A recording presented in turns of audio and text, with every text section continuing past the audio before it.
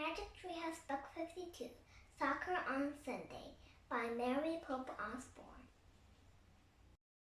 Hurry up for the World Cup. Look, insurgents! Jack pointed to a sign on the large building that said Mercado Insurgents. That's it, the match we're supposed to catch. Come on. Jack and Annie joined the crowd heading into the Insurgents building. They stored down a calendar between staffs, selling ponchos, beaded bags, wooden animals, baskets woven with palm leaves, and silver jewelry. Tons of silver jewelry. The smell of sizzling meat came from food stands. Nothing looked like a train or subway station. Finally, Jack stopped near a group of men in December's playing guitars, violins, and trumpets. He turned to Annie. "This doesn't feel right," he yelled above the noise of the music. "We must have made a mistake," Annie yelled back. "Let's get out of here," said Jack. "We're wasting time." He and Annie turned and hurried back around the corner between the stalls. They wove around the shoppers until they escaped through the entrance of Giant Market. A soft, warm rain had started to fall. "I don't get it," said Jack, and pointed to the sign on the building. "It says Mercado Insurgents." "Look at Benny's note again," said Annie. Jack pulled out their directions. "Oh no," he said. "Benny wrote Metro Insurgents, not a Mercado Insurgents." "I'll ask for help," said Annie. She took the directions and walked over to an old man reading a newspaper on a bench. "Excuse me, sir. Where is Metro Insurgents, please?" The old man pointed up the street. "Thanks," said Annie. She ran back to Jack and handed him the sheet of directions. Jack stuffed it into his backpack. "Hurry or we'll be late," Jack said. Jack and Annie ran up the street through the warm, drizzling rain. They stopped when they came to an overpass jammed with trucks and cars. In the second plaza below was a round concert building, covered with posters and murals.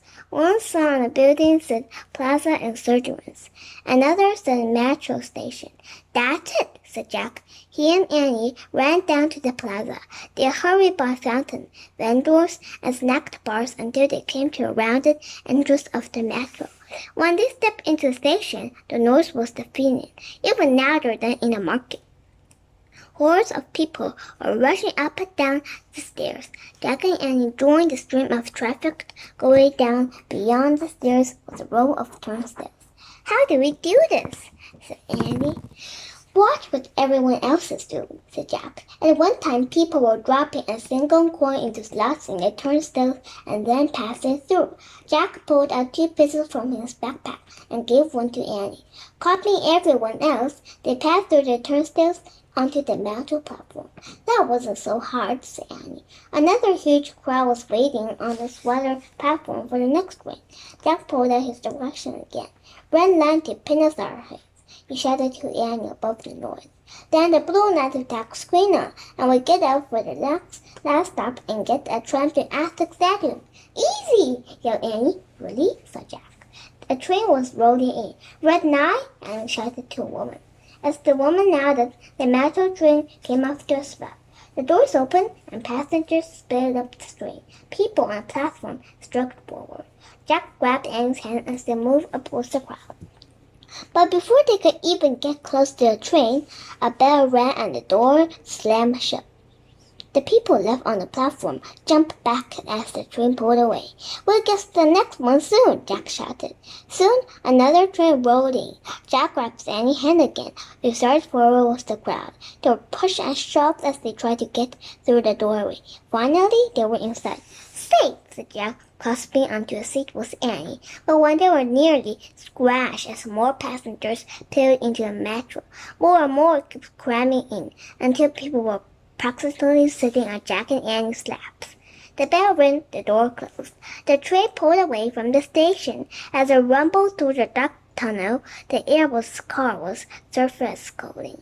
Jack could feel sweat trickling down his face and the back of his neck. "Where's our stop?" Jack yelled to Jack. Jack reached his back pocket, but the directions wasn't there. He wrestled his backpack off his back and looked inside. The sheet of paper wasn't there either. Do you have our directions? He shouted at Annie. No, you had them, said Annie. I must have dropped them, said Jack, panicked. Don't worry, said Annie. Excuse me, she yelled up at the woman standing over them. How do we get to Aztec Station? The woman shrugged. Then she asked a man, who asked another woman. But the train stopped and all three people hurried off without answering Annie's question. Should we get off too? Asked Annie. I don't know, said Jack. We don't know if this is the right station. They're not announcing where we are.